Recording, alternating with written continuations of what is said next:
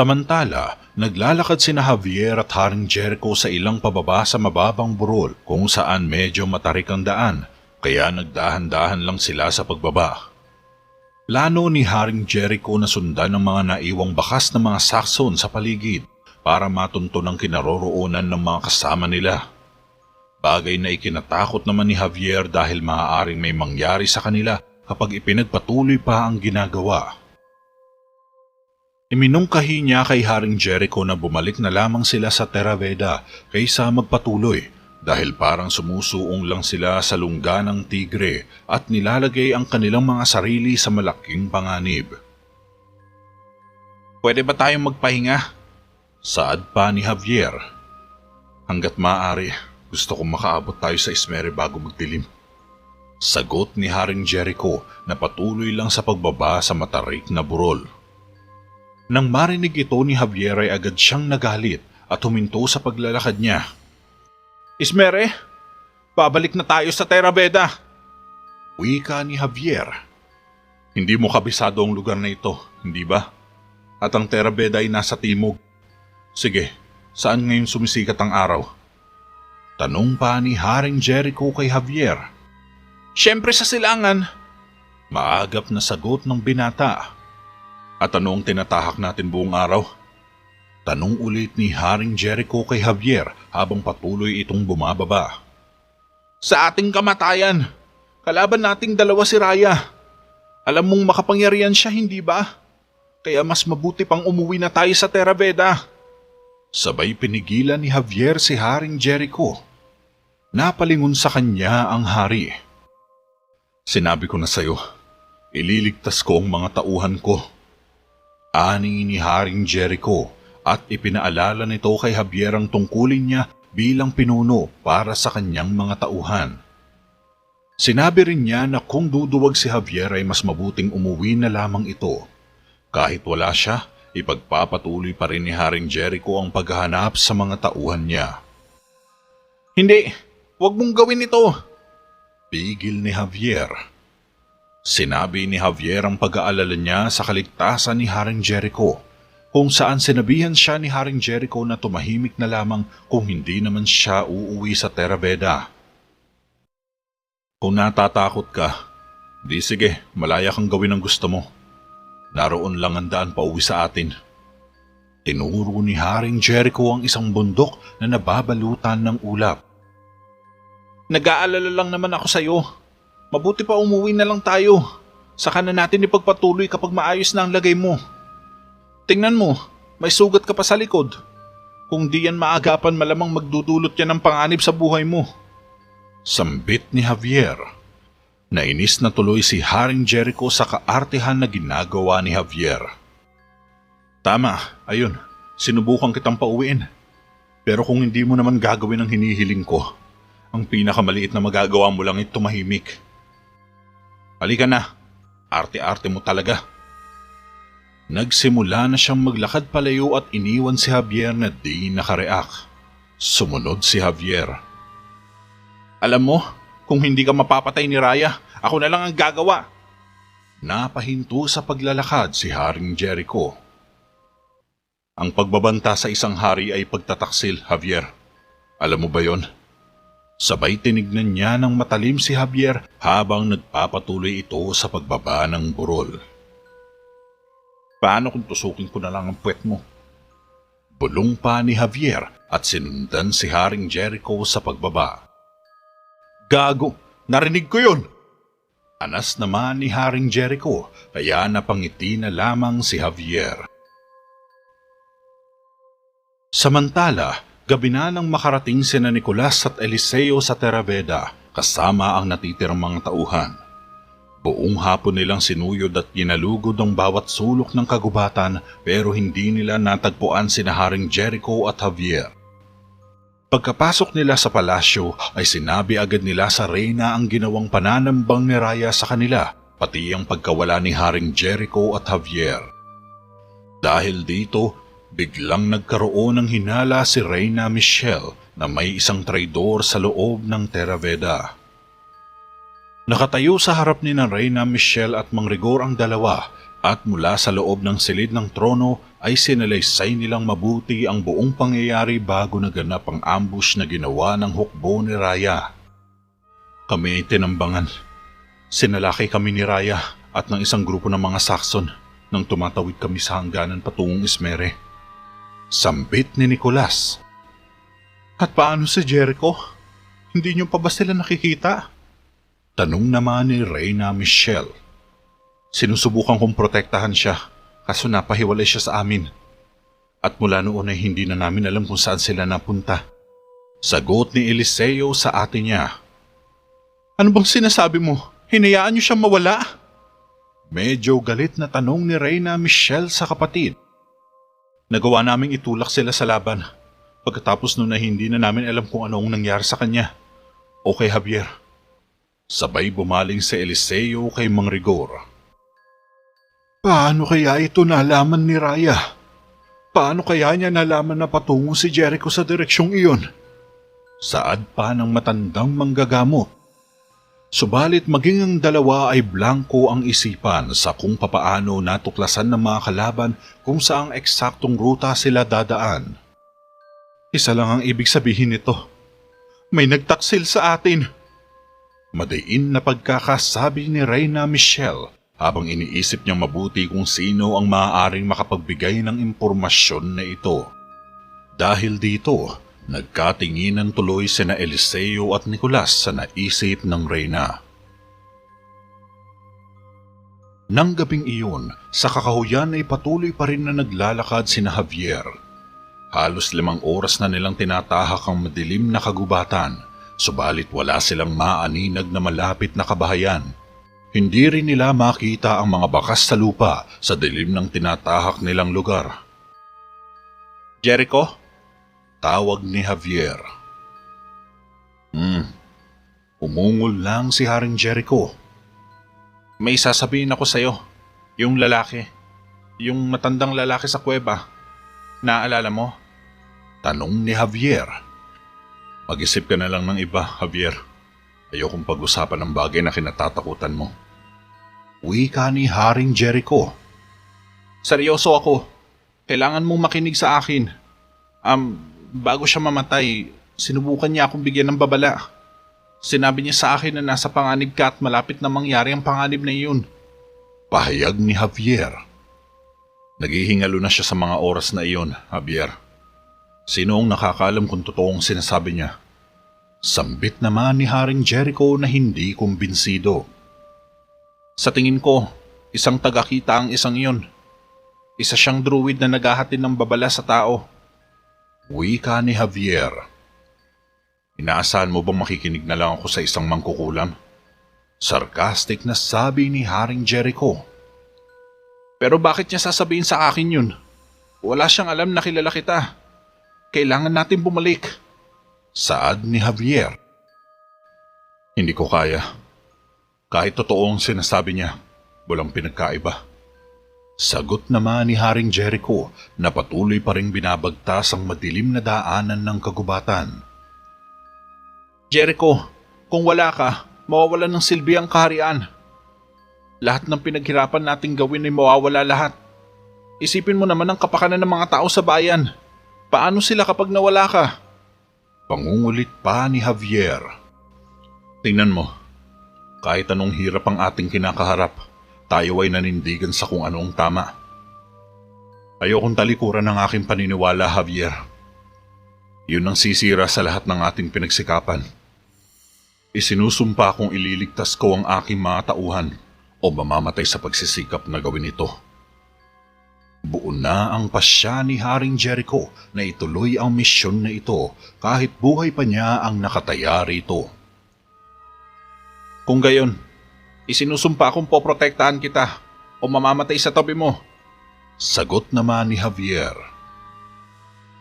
Nang gabing ding iyon, habang nagbubuhat ng malalaking bato ang dalawa upang ilipat sa kabilang bahagi ng kuweba, ay napansin muli ni Kael ang kakaibang liwanag na buhat sa sulok ng kuweba kung saan niya ito unang nakita. Muli na namang umaandap-andap ang kulay asul na liwanag mula sa madilim na bahagi na para bang inaakit si Kael na lumapit dito.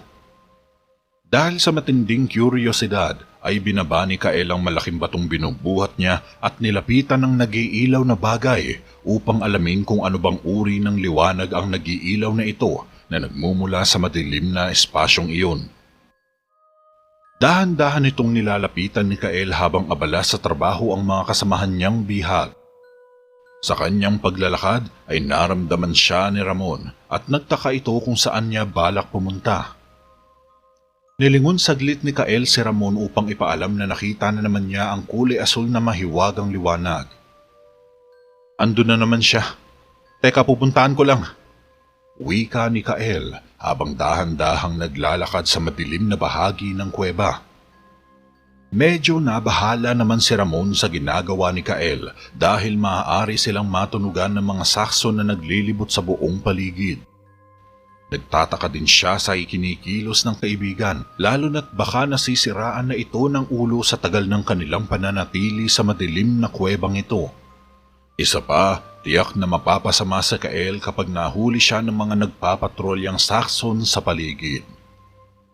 Uy, teka, bumalik ka nga rito. Saan ka ba pupunta? Baka makita ka nila. Pigil pa ni Ramon. Subalit nagpatuloy pa rin si Kael upang alamin ang mahiwagang bagay na iyon. Pagtakpan mo ko! Sigaw pa ni Kael. Sinundan niya kung saan nagmumula ang liwanag at sa paglalakad niya ay napansin niya na medyo pasikip na ng pasikip ang kuweba. Pakipot ito ng pakipot habang lumalalim na ang kanyang nararating. Medyo kulob din ito kaya manipis lang na hangin ang nakakapasok sa lagusang ito. Sa paglalakad niya ay may nakita siyang malaking espasyo kung saan matatanaw pa rin ang umaandap-andap na kulay asul na liwanag. Kung kaya't nagpasya siyang pumasok rito, subalit hindi niya pala inaasahan na magugulat siya sa kanyang madadatnan. Lingid sa kanyang kaalaman ay sinundan din siya ng mga Saxon nang makita siya ng isa sa mga ito. Mula sa likod ni Kael ay sinakal siya ng Saxon. Hindi makahinga si Kael kaya siniko niya sa tiyan ng lalaki at napaatras ito sa sakit. Sinipa ito ni Kael at bumalandra ang kalaban papunta sa matigas na bahagi ng pader. Nauntog ang ulo nito at dumugo. Nang pagharap ni Kael ay sinalubong niya ang isang hampas na mula sa armas ng kalaban at agad siyang nawalan ng ulirat sa lakas ng pagkakapalo sa bandang temple ng ulo niya. Kinabukasan ay narating ni Naraya ang lokasyon ni Haring Jericho sa bahaging masukal na kagubatan. Nakaupo si Raya sa likod ng kabayo, hindi kalayuan na lugar na pinagkampuhan ni Haring Jericho. Makikita sa maamong mukha ni Raya ang matinding galit habang ginagalugad ng kanyang mga tauhan ng buong paligid. Samantalang naramdaman naman ni Haring Jericho na may mga tao sa ibabaw nila kaya bago pa makareact si Javier ay tinakpan na niya ang bibig nito upang hindi ito makalikha ng ingay. Nakatago sila sa gilid ng maliit na espasyo ng lupa kung saan hindi sila nahahagip ng mga mata ng mga kalabang nasa ibabaw ng malawak na trail. Huwag kayong tumayo lang dyan. Hanapin niyo sila. Wala akong pakialam kung gaano katagal. Maotoridad na utos ni Raya sa mga tauhan. Inabot na sila ng umaga ngunit hindi pa rin nila mahanap ang kanyang kapatid. Halos nalibot na nila ang ilang kabundukan na makikita malapit sa kabundukan ng Ismere pero wala ni anino ni Haring Jericho ang mararamdaman rito. Dahil dito, naisip ni Raya na baka nag-iba ng tinahak na landas ang grupo ni Haring Jericho at naisip niyang baka patungo na sila sa kastilyo ni Rohan. Kaya naman kumilos na si Raya upang suyurin muli ang masukal na gubat na nababalutan pa ng makapal na ulap at hamog. Nang makaalis na si Raya, nagpasya na din na kumilos si Haring Jericho at lumihis sila ng daan. Habang mabagal na naglalakad ang dalawa, pinag-uusapan nila kung saan sila makakakuha ng pagkain. Halos buong araw na kasi silang hindi kumakain mula nang salakayin sila ng hukbo ni Raya. Kaya naman nag-iisip sila ng paraan kung paano sila makakakuha ng pagkain sa kagubatang ito. Gayunpaman, alam nilang hindi magiging madali para sa kanila ang paghahanap ng pagkain sa kagubatang ito dahil pinangangambahan ng mga posibleng patibong at kalaban na nakakalat sa sahig ng kakahuyang ito. Dahan-dahan lamang ang pagtahak nila sa daan para madali nilang makita at maiwasan ang mga nakaambang panganib na hindi inaasahan. Medyo malayo-layo na rin ang kanilang nararating. Nauuhaw at nagugutom na rin si Javier sa sobrang pagod, ngunit wala pa ring plano si Haring Jericho na magpahinga. Kinakailangan kasi niyang magmadali para mahanap agad ang mga nawawala nilang kasama. Masama din ang kutob niya na baka inaabuso na ito ni Raya o kaya ang ilan sa mga ito ay pinapatay na kapag wala na siyang makitang pakinabang pa dito. Kung may mga kabayo lang sana tayo, nakarating na tayo doon. Dismayado si Haring Jericho. Ilang oras na silang naglalakad pero hindi pa rin nila matagpuan ang labasan ng gubat na ito. Kanina pa sila paikot-ikot at napapagod na rin sila sa mahabang paglalakbay na ito. Paano kaya kung mga baboy na lang? Ang ganda nun. Pwede na marahil sa atin yun. Saad naman ni Javier. Hindi ka makakasakay sa baboy. Sagot ng batang hari. Hindi nga. Ngunit maaari naman natin itong ihawin na may sahog na mga karot, parsnip at mansanas. Di ba ang sarap nun? Paglilinaw pa ni Javier habang nakangiti. Nairita si Haring Jericho at tinitigan siya nito ng masama. Javier, pwede ba tumigil ka na sa kalokohan mong yan? Kapag ako talaga nainis sa'yo, makikita mo talaga. Banta ni Haring Jericho. Pero binaliwala lang ito ni Javier. Tama ka. Hindi natin sasayangin ang mga mansanas. Ilalagay natin sila sa isang basket at kakain tayo habang naglalakad. Hindi ba ang ganda? Lintaya ni Javier. Tumigil ka dyan. Kanina pa ako naiinis sa'yo. Baka gusto mo ikaw ang kainin ko dyan. Sambit ni Haring Jericho. Kailangan kong kumain. Kanina pa ako nagugutom eh. Saka alam kong gutom ka rin. Kanina ka pa kasi tanong ng tanong kung anong mga pagkain na makikita sa lugar na ito. Wika ni Javier pagkatapos ay nagpalinga-linga siya sa paligid. Mayat-maya ay nanlaki ang mga mata ni Javier nang may namataan siyang mga kuneho na nakahandusay lamang sa lupa, di kalayuan sa kanila. Ayos! Kuneho! Naglakad si Javier patungo sa dalawang patay na kuneho. May manipis na lubid na nakatali sa mga kunehong ito kaya napagtanto ni Haring Jericho na ito ay isang bitag. Kaya napatakbo siya upang subukang hilahin pabalik si Javier ngunit huli na ang lahat dito. Javier! Sigaw pa ni Haring Jericho nang mahawakan ni Javier ang mga kuneho. Dahil dito, agad na na-trigger ang lubid na nakakabit sa mga kuneho at pareho silang nakulong sa lambat na nakasabit sa itaas ng isang puno kasama ang dalawang kuneho. Gayunpaman, sa kabila ng nangyari ay nakuha pang matuwa ni Javier ng mga pasakamay na niya ang mga patay na kuneho. Sa wakas, nahuli ko rin sila! Tumatawang sambit ni Javier. Naghahanap ng paraan si Haring Jericho kung paano sila makakalabas sa malaking lambat na ito. Sa kabilang dako, matapos mapagtagpi-tagpi ng Reyna ang mga ebidensya at pangyayari, ay inutusan niya ang mga kawal na hulihin si Aino na siyang pinaghihinalaan niyang traidor, hingil sa lumabas na mahalagang impormasyon na nakuha ng kalaban. Tanging ang katulong lamang na si Aino ang napagsabihan ni Reyna Michelle ng bagay na iyon, kaya walang dudang si Aino ang dahilan kung bakit natuklasan ni Raya ang plano ni Haring Jericho. Noong gabing malungkot siya ay di niya sinasadyang maibahagi kay Aino ang tungkol sa misyon ng kanyang asawa.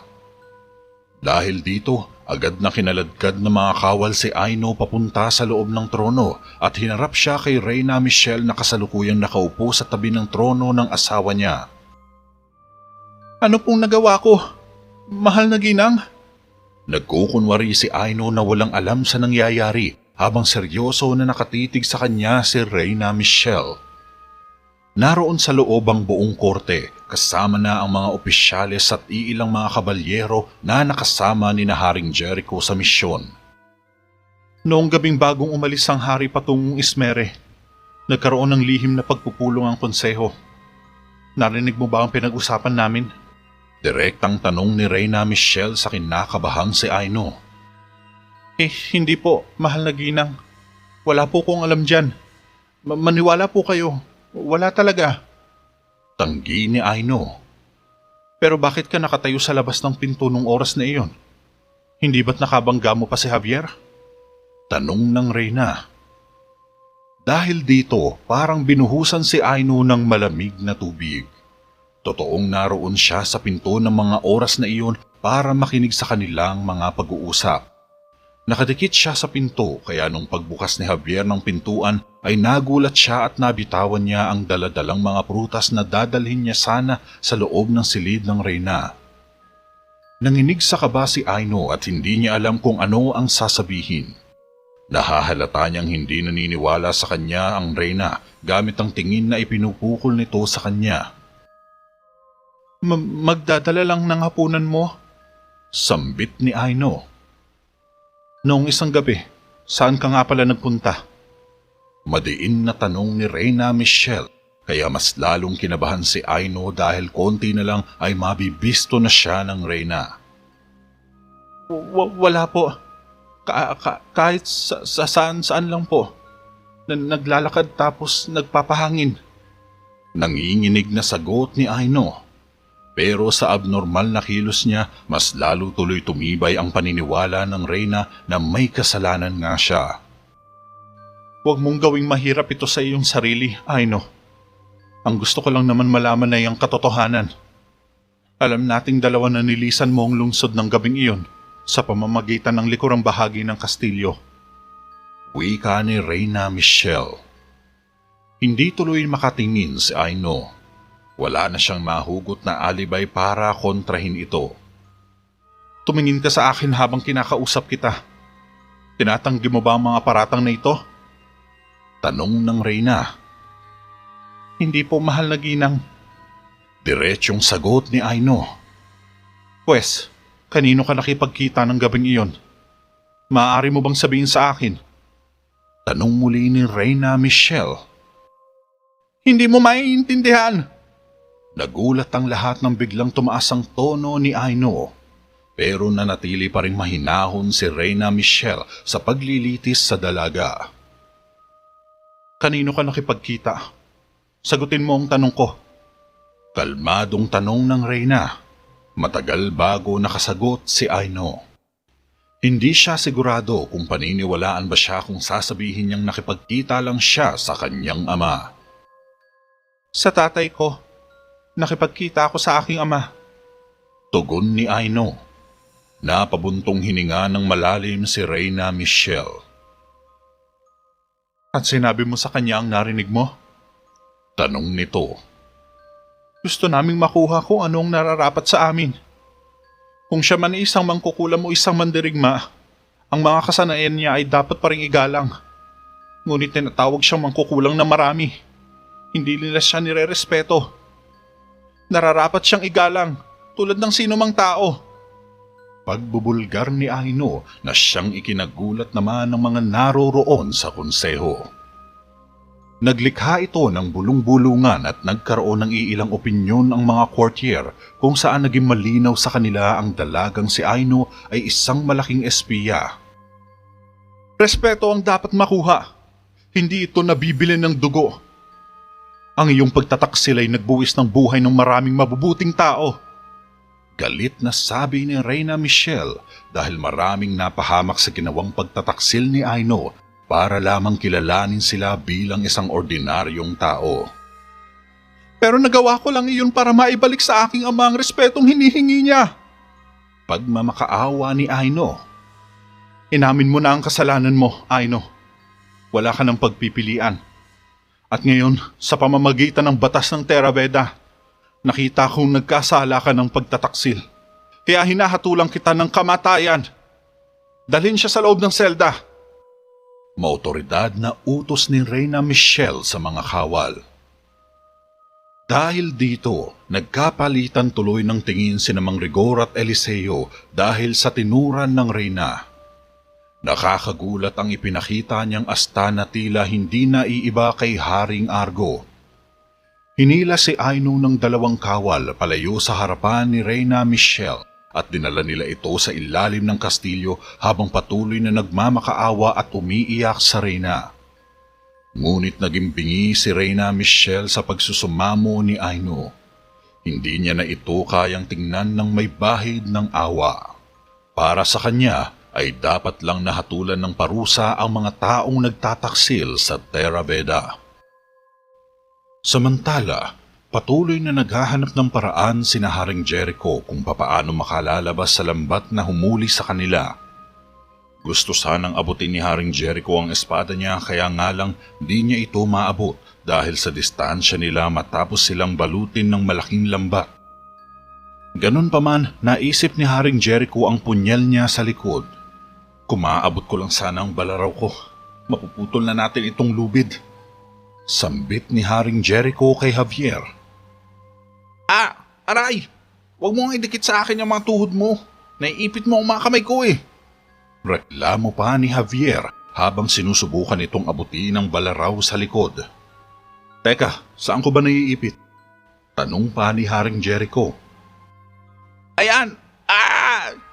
Alumpihit na sigaw ni Javier na hindi makuha-kuha ang punyal ni Haring Jericho. Gayunpaman, tiniis niya ang sakit at pilit inabot ang punyal. Sa ilang beses na pagtatangka ni Javier, nagtagumpay din siyang makuha ito. Ngunit kasamaang palad ay nabitawan niya ito nang biglang maglikod si Haring Jericho dahil di umano nakikiliti ito. Bumagsak pababa sa lupa ang patalim na agad ikinainis ni Javier. Nasayang lang ang pagod niya. Diyos ko naman, Jericho! Naiiritang sabi ni Javier.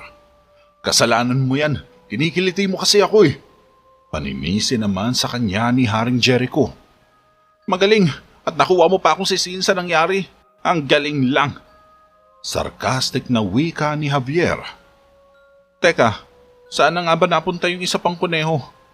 Pagtataka pa ni Javier. Hinanap niya ito ngunit hindi niya na makita pa kung saan na napunta ang isang kuneho. Sa ilalim naman ng kastilyo ni Rohan, isang nilalang na may payat na pangangatawan at mahabang ulo ang bigla na lamang lumapit sa walang malay na si Kael. Mula sa kanyang nilalabas na liwanag ay makikita ang kabuuan ng kanyang itsura. May mahaba itong mga kamay at paa at ang kulay ng kanyang katawan ay parang bukal ng tubig na kumikislap sa loob ng kuweba. Mukha itong roll-on na alien na translucent. Nilapit ng nilalang ang mga kamay kay Kael at umusal ng isang orasyon kung saan nag-umpisang magliwanag ang buong katawan ng binata at napagaling nito ang kanyang mga sugat. Kinabukasan, habang natutulog sina Haring Jericho ay bigla na lamang napigtas ang lambat at pareho silang nahulog ni Javier sa lupa. Nagising ang dalawa na gulong-gulo sa nangyari. Nakita ni Haring Jericho ang espada niya at nang kukunin na niya ito ay bigla na lang lumitaw ang ilang kalalakihan saka sila tinutukan ng mga espada. Tinapakan ng isa ang espada ni Haring Jericho kaya di niya ito mabunot sa lupa. Pasensya na, nagising ba namin kayo? Sarcastic na wika ng lalaking tumapak sa espada ni Haring Jericho. Mukha itong leader sa asta nito. Dinampot niya ang espada ni Haring Jericho pagkatapos tiningnan niyang mabuti ang nakaukit na simbolo. Natuwa siya nang matuklasan niyang ang batang hari pala ng Terra Veda ang kanilang nabihag. Kung gayon, hindi pala ganun kabilis bumunot ng espada ang hari ng Terra Veda. Pang-iinsulto pa ng lalaki kay Haring Jericho. Nagalit naman si Haring Jericho.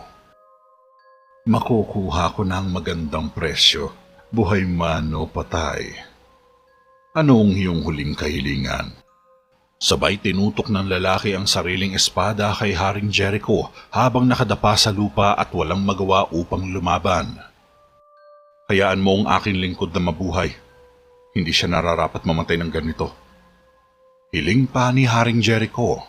Sumenyas ang lalaki sa isa sa mga tauhan at itinayo nito si Javier upang ilagay sa kabilang bahagi ng gubat upang doon patayin.